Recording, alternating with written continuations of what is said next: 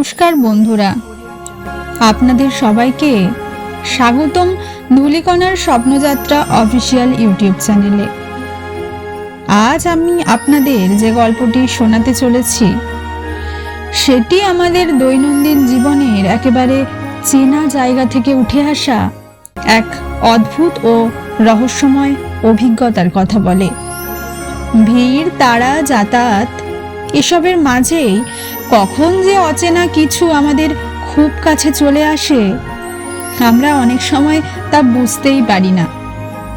গল্পটির নাম হলো মেট্রোতে বুড়ি। গল্পটি নেওয়া হয়েছে অদ্ভুত যত ভূতের গল্প এই বইটি থেকে। গল্পটির লেখক বুদ্ধদেব বসু। গ্রন্থটি সম্পাদনা করেছেন গৌরাঙ্গ প্রসাদ বসু। প্রকাশক দেব সাহিত্য কুটির, কলকাতা। তাহলে চলুন দেরি না করে ঢুকে পড়ি আজকের গল্পে।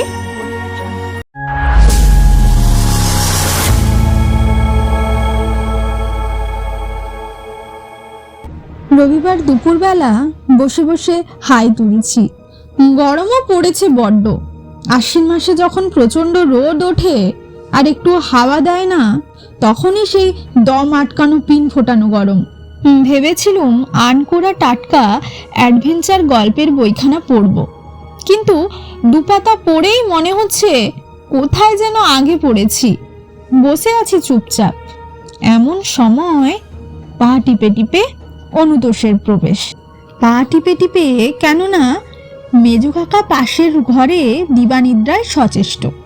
যে বেচারারা নেহাতি ছেলে মানুষ, তারা যেন কোনো রকমেই তার সেই মহৎ চেষ্টায় বাধা না হয়, এই হচ্ছে তার 3 নম্বর আইন। 1 আর 2 নম্বর এখন না হয় নাই শুনলেন। কিরে অনুতোষ, কি মনে করে? কপালের ঘাম মুছে অনুতোষ বলল, চল। কোথায়? চল সিনেমা দেখে আসি। পাগল, এই রোদ্দুরে? কি যে বোকার মতো কথা বলিস। মেট্রোর ভেতরটা কেমন ঠান্ডা। গরমের দিনে দুপুরে কাটাবার জায়গায় যে ওই। আচ্ছা চুপ কর, বাঘ বিতণ্ডা করবার উপায় নেই। পাছে মেজো কাকার হুমকি শুনতে হয়। মনের মধ্যে নানা রকম প্রতিবাদ ফুঁস ফুঁস করছে, তবুও চুপ করে থাকতে হলো। তবে চল। পয়সা? সেজন্য তোকে ভাবতে হবে না, তুই ওঠ, দেরি হয়ে যাচ্ছে। মাকে বলে এমনকি 4 আনা পয়সা আদায় করে নিয়ে এটা দিয়ে হ্যাপি বয় খাওয়া হবে, এই বলে নিয়েই বেরিয়ে পড়লুম অনুতোষের সঙ্গে। খা খা রোদ, গাছের পাতা নড়ে না। এদিকে বালিগঞ্জের রাস্তায় ট্রাম তো আর সহজে আসবে না। একটা গাছের ছায়ায় দাঁড়িয়ে আছি দুজনে। এমন সময় একটা বুড়ি এসে আমাদের কাছে হাত পাতলো। ভিখারির জ্বালায় কোনোখানে কি আর শান্তি আছে? আমরা একটু সরে দাঁড়ালুম, কিন্তু ছায়াটুকু তো ছেড়েও যেতে পারি নে। বুড়িটা আমাদের খুব কাছে এসে দাঁড়ালো। এমনিতেই ভিখারি দেখলে আমার বড় ঘেন্না করে, তার উপর ভিখারিদের মধ্যেও অমন বিভৎস কঙ্কালসার মূর্তি চট করে চোখে পড়ে না। ও কিছু বললে না। ওর নুয়ে পড়া শরীর থেকে একখানা কাদায় গড়া হাত বেরিয়ে এসে শূন্যে ঝুলে রইল।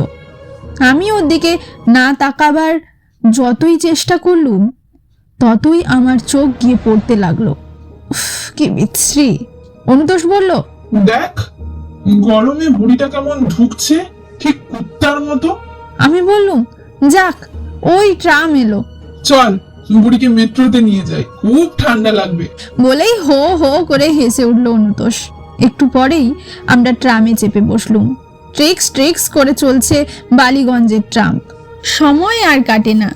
1 যুগ পরে এসে পৌঁছানো গেল। রাস্তাটুকু পার হয়েই মেট্রো। আজ বড্ড ভিড়। জোর ছবি দিয়েছে। 9 আনা টিকিটের জানালায় ফিরিঙ্গি বাঙালি মিলিয়ে 10-12 জন দাঁড়িয়ে। অনুতোষের আজ বশ করেছে। সে এগিয়ে গেল টিকিট আনতে। আমি একপাশে দাঁড়িয়ে রইলুম। টিকিট নিয়ে এলো অনুতোষ। আমরা ভেতরে ঢুকতে যাব, এমন সময় ভাবতে পারো আমাদের সামনে এসে দাঁড়ালো সেই বুড়ি। সেই একখানা কাদায় গড়া হাতখানা বাড়িয়ে ধরলো আমাদের সামনে। আমরা তো হতভম্ব। এ কি? ও এখানে এলো কেমন করে? বলে উঠল অনুতোষ। আমিও সেই কথাই ভাবছিলাম। এই মেট্রো সিনেমায় সাহেব মেম আর ঝকঝকে বাঙালির ভিড়ের মধ্যে ওকে যে কি বেখাপ্পা কি বিভৎস দেখাচ্ছিল তার কি করে বলবো। ওকে যে ওরা কেন তাড়িয়ে দিচ্ছে না সেটাই তো আশ্চর্য। এসব জায়গায় কি আর কোনোদিন কখনো ভিখারি দেখেছি? আমি বললুম, আমাদের ট্রামে করেই এলো নাকি? অনুতোষ বলল, হ্যাঁ রে, ট্রামে এসেছে না রোলসে হাঁকিয়ে এসেছে, তবে তবে ও এলো কি করে? উড়ে তো আর আসেনি। নে নে, আর মাথা ঘামাতে হবে না, চল ভেতরে গিয়ে বসি গে। বুড়িটা কিন্তু সেই একইভাবে ঠায় দাঁড়িয়ে আছে, একটিও কথা বলছে না, একটু নড়ছেও না। চারিদিকে এত লোক, ওকে কেউ লক্ষ্য করছে না কেন? আশ্চর্য। ভেতরে গিয়ে বসে পড়লুম, কিন্তু মাথার মধ্যে কেবল একটা কথাই ঘুরতে লাগলো। অনুতোষকে বললুম, দেখ, এ বুড়ি ঠিক সেই বুড়ি তো। মনে তো হলো ঠিক সেই রকমই। কে জানে, কলকাতায় কত ভিখারি আছে, হতেও তো পারে আরেকজন। কিন্তু একেবারে একরকম। যদিও ওই হয়, কি করে এলো বলতো? আশ্চর্য না? অনুতোষ চুপ করে রইল। তাছাড়া আমি চুপি চুপি বললুম, আমার মনে হচ্ছিল আমরা ছাড়া কেউ ওকে দেখতে পাচ্ছি না। অনুতোষ হেসে বলল, তোর মাথা খারাপ হলো নাকি রে?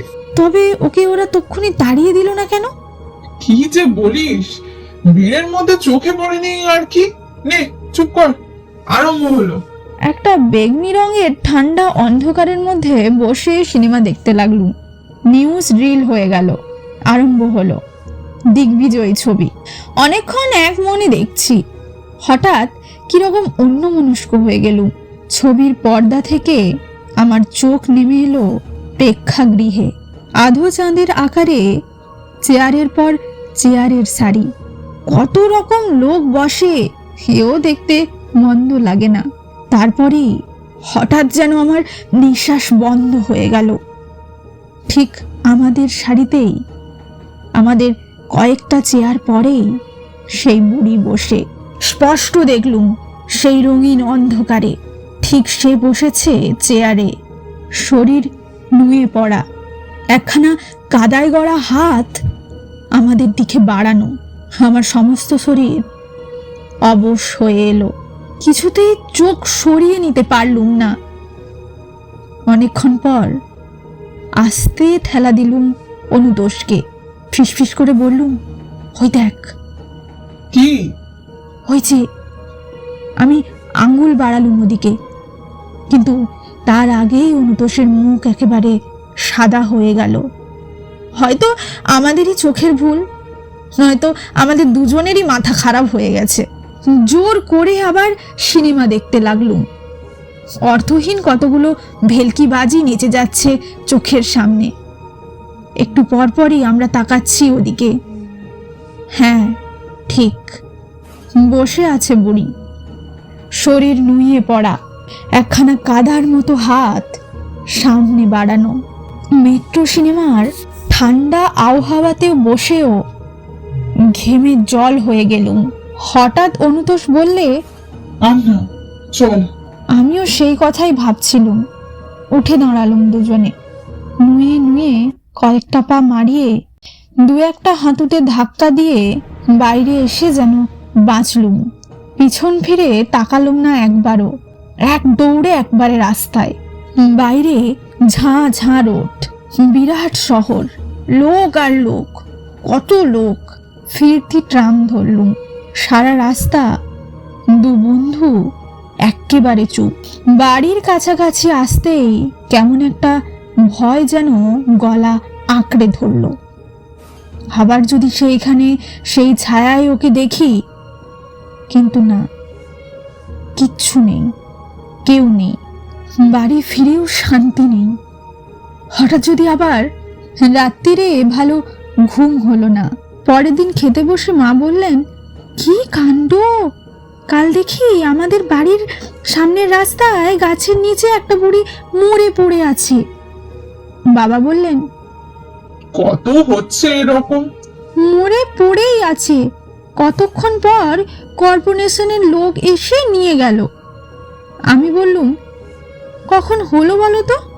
এই তো দুপুরবেলা, তুই বেরিয়ে গেলি তার একটু পরেই। কি বিশ্রী দেখতে! ও ও কি, তোর খাওয়া হয়ে গেল? আমি তাড়াতাড়ি পাতে জল ঢেলে বললুম, আর খাবো না। কি হলো তোর? কিচ্ছু হয়নি বলে আমি উঠে পড়লুম। তো এই ছিল আজকের গল্প, মেট্রোতে বুড়ি। গল্পটি যদি আপনাদের মনে সামান্য হলেও অস্বস্তি বা প্রশ্ন জাগিয়ে তোলে, তাহলেই বুঝবেন এই গল্প এখানেই শেষ নয়। গল্পটি ভালো লাগলে অবশ্যই আমাদের পাশে থাকবেন। আমি আবার খুব শীঘ্রই ফিরবো নতুন কোনো রহস্যময় গল্প নিয়ে। ততক্ষণ পর্যন্ত ভালো থাকবেন, সুস্থ থাকবেন। ধন্যবাদ।